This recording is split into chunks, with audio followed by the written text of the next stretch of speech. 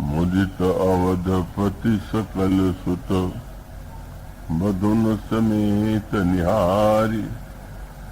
जनु पाए महिपाल मणि प्रियन सहित फलचारी।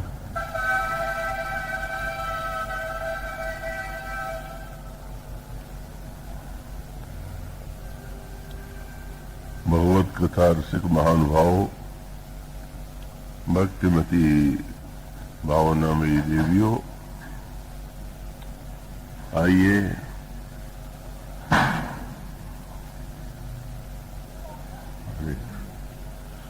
जरा देवियों को अभी आपके सामने जो दुआ पढ़ा गया वह उस अवसर का है जब महाराज श्री जनक के द्वारा निर्मित कराए गए मंडप में चारों भाइयों का विवाह संपन्न हुआ और उस दृश्य को देखने वाले जो व्यक्ति हैं, पात्र हैं, उनकी भावनाओं में, उनके चिंतन में भिन्नता है और उन्होंने उस विवाह को किस रूप में देखा, इसका संकेत गोस्वामी जी ने इस छंद और इस दोहे में किया। विवाह का संस्कार बड़ा ही आकर्षक, प्रिय लगने वाला संस्कार है और आप प्रत्येक विवाह में अपने को आनंदित अनुभव करते हैं। किंतु जब हम जनक नंदिनी सीता और श्री राम के विवाह की बात कहते हैं तो उसका तात्पर्य केवल इतना ही नहीं होता कि महाराज श्री दशरथ बहुत बड़ी बारात लेकर के मिथिला में गए और बड़े ही विधि विधान से विवाह संपन्न हुआ। यह तो उसका पक्ष है ही, और यह जो पक्ष है वो श्री रामचरितमानस के दर्शन के अनुकूल है। जैसे नदी के दो किनारे होते हैं, गोस्वामी जी ने कहा कि यह श्री राम की कथा जो है वह मानो सरजू की धारा है, और जैसे नदी के किनारे दो किनारे होते हैं, इसी प्रकार से राम कथा के भी दो किनारे और उनका नामकरण किया गया लोकमत और वेदमत। पंक्ति आप पढ़ेंगे प्रारंभ में ही रामायण के, जहां पर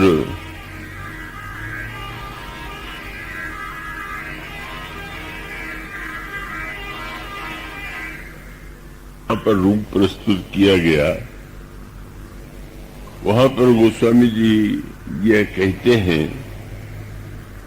कि यह जो राम कथा की सरजू है, सरजू नाम सुमंगल मूला और लोक वेद मत मंजुल कूला। यह जो राम कथा की सरजू धारा है, लोकमत और वेद मत उसके दो किनारे,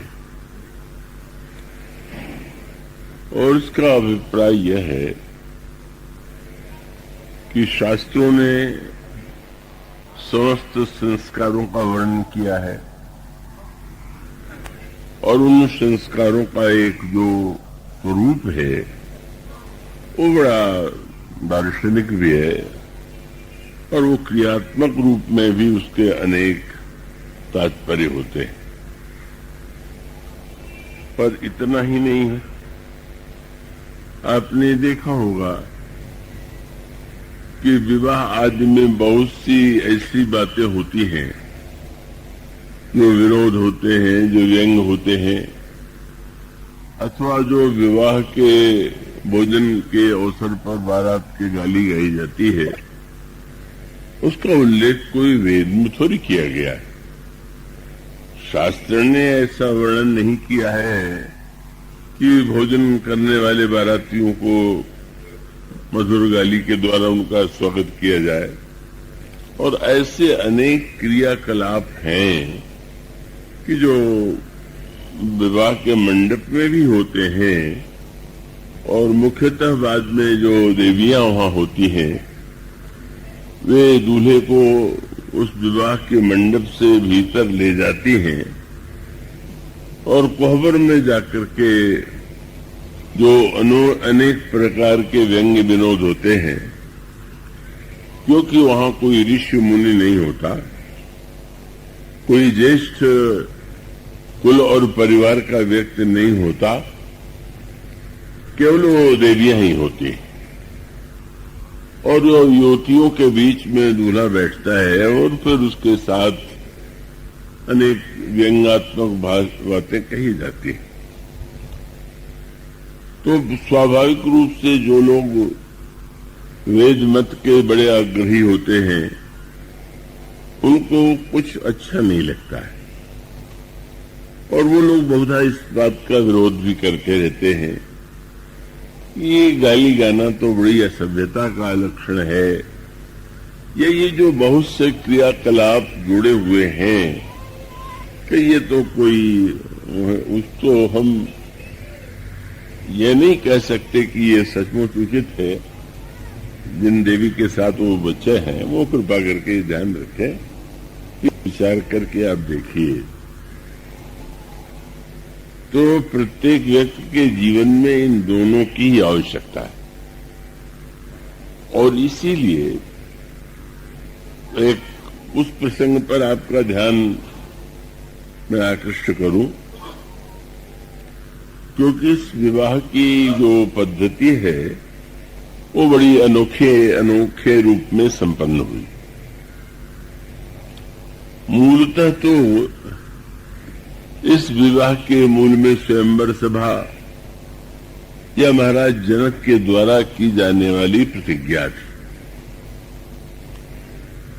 भगवान शंकर का महान धनुष महाराज जनक के पास पूजा में है और महाराज जनक ने यह प्रतिज्ञा की है जो व्यक्ति इस धनुष को तोड़ने में समर्थ होगा उसी को मेरी पुत्री सीता उसका वर्ण करेंगी। और उसका बड़े विस्तार से गोस्वामी जी ने वर्णन किया और वर्णन करने के बाद वह प्रसंग आता है जब धनुर्भंग हो गया, जयमाल भी हो गया, परशुराम जी महाराज भी अपना धनुष दे करके अर्पित करके चले गए। तब उसके पश्चात महाराज जनक महर्षि विश्वामित्र के सामने आते और महर्षि विश्वामित्र के चरणों में उन्होंने साष्टांग प्रणाम किया और यही कहा कि महाराज आज ये जो महान कार्य पूरा हुआ है वह आपकी कृपा से ही संपन्न हुआ है। और इन दोनों भाइयों ने आज मुझे कृतकृत्य कर दिया। वो रामायण की जो शब्दावली है वो केवल तुकबंदी के रूप में नहीं होती है, उसके प्रत्येक शब्द का तात्पर्य होता है। और वो सांकेतिक शब्द जो उसका सूत्र है वह था आपकी कृपा से प्रभु प्रसाद धनु भंजऊ रामा। आपके आशीर्वाद और कृपा से श्री राम ने धनुष तोड़ा।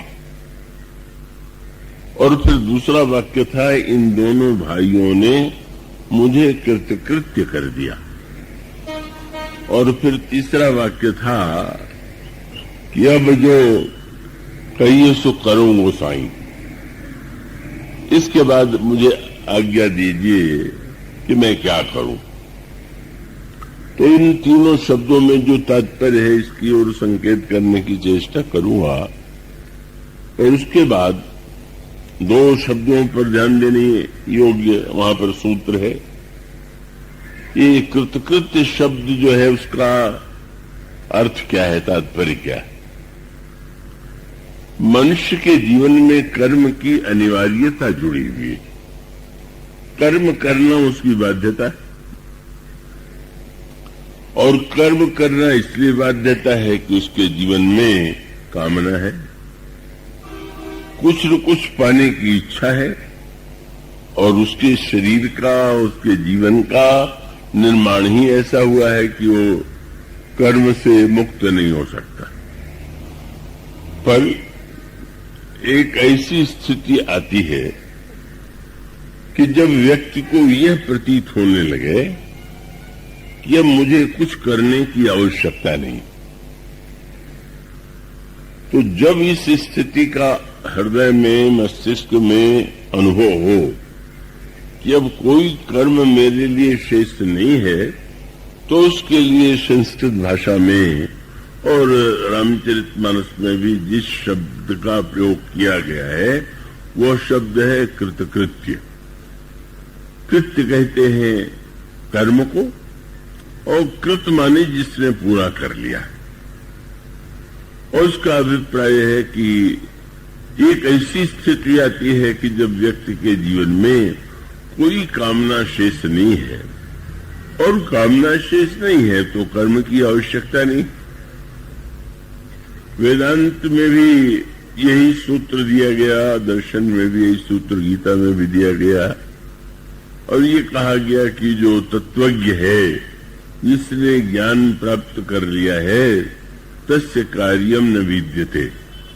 अन्य व्यक्तियों को तो ये आदेश दिया जाता है, संदेश दिया जाता है, उपदेश दिया जाता है, तुम्हारा ये कर्तव्य है माता के प्रति, पिता के प्रति, भाई के प्रति, परिवार समाज के प्रति, और अनेक अनेक उपदेश और आदेश आप देते हैं। और अगर उसका कोई पालन न करे तो यही मानते हैं कि व्यक्ति जो है वो अपने कर्तव्य से च्युत हो गया। तो इसका अभिप्राय यह है कि ये स्थिति तो स्वाभाविक है, पर अंत में कहते हैं कि एक बार जिसने ज्ञान प्राप्त कर लिया, तस्य कार्यम न विद्यते। अब उसके लिए कोई कर्तव्य कर्म शेष नहीं। और मानस में भी उसको उस एक नए अर्थों में वही तात्पर्य है कि कर्म की हो ही स्वरूप ही चीन्हे। जिसने अपने स्वरूप को जान लिया है उसके लिए कर्म की कोई अपेक्षा नहीं। तो ऐसी स्थिति जब जीवन में आती है तो उसे कहा जाता है कि मैं कृतकृत्य हो गया। महर्षि जनक ने महर्षि विश्वामित्र से ये कहा कि मैं कृतकृत्य हो गया, और ये कृतकृत्यता मुझे जो प्राप्त हुई इन दोनों भाइयों के द्वारा हुई। श्री राम का ही नाम नहीं वे लेते, मैं कृतकृत्य कीन दुहु भाई। और उसके साथ साथ वो ये वाक्य जोड़ देते हैं कि ये जो धनुष टूटा है वह आपके कृपा से ही टूटा है। पर इसके बाद फिर वे पूछते हैं कि आप आज्ञा दीजिए कि मैं क्या करूं। तो स्वाभाविक रूप से यह बात सामने आती है कि जब एक ओर आप ये कह रहे हैं कि मैं कृतकृत्य हो गया, तो अब तो कोई कर्म शेष नहीं रह गया, और फिर भी आप महाराज महर्षि विश्वामित्र से क्यों पूछते हैं कि मैं क्या करूं।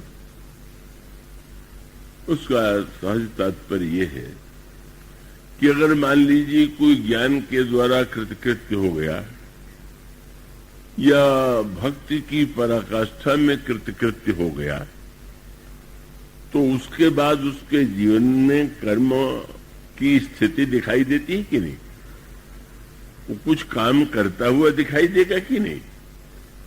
उठेगा कि नहीं, बैठेगा कि नहीं, सोएगा कि नहीं, व्यवहार के अन्य कार्य करेगा कि नहीं?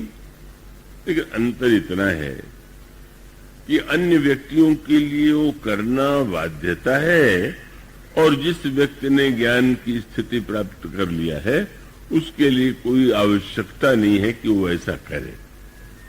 उसे प्रेरित नहीं किया जा सकता है, उसे बाध्य नहीं किया जा सकता। लेकिन बड़े बड़े सिद्ध महापुरुष ऐसे हुए हैं कि जिनके जीवन में निरंतर कर्म की धारा प्रवाहित रही, और तब उसका सूत्र यही है कि आवश्यकता न होने पर भी, अपेक्षा न होते हुए भी व्यक्ति का जीवन जब तक है और वो समाज का एक अंग है, तो ऐसी परिस्थिति में उसके द्वारा सहज रूप से ही कुछ कर्म संपन्न होते हैं।